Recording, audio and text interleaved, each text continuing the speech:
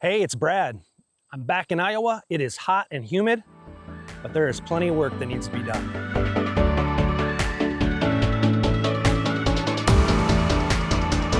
When I left our Door County, Wisconsin property yesterday morning, it was 68 degrees. 8 hours later, when I pulled into our driveway back here in Iowa, it was 95. Now, I know what you're thinking. I left in the morning and I arrived in the afternoon, which is the hottest part of the day. But the high yesterday was only 75 degrees in Door County, which is a 20-degree difference. What am I doing here? Oh yeah, we have plenty of work that needs to be done here at our South Central Iowa property.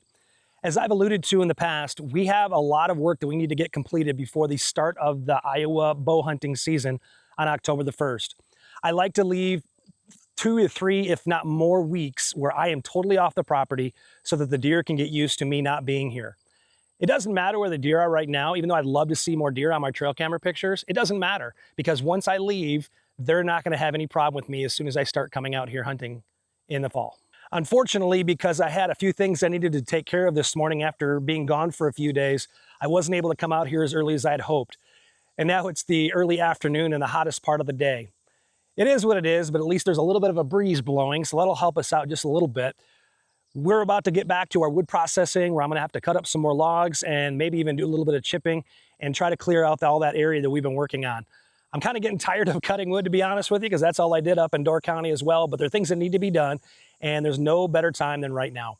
After we're done with that, I don't think we're gonna get to anything else today. I'd really love to get all that done, and tomorrow we're really gonna jump in to some of the really important things that we need to get ready to do before the start of the hunting season. But we're not getting anywhere by talking. Let's get to work.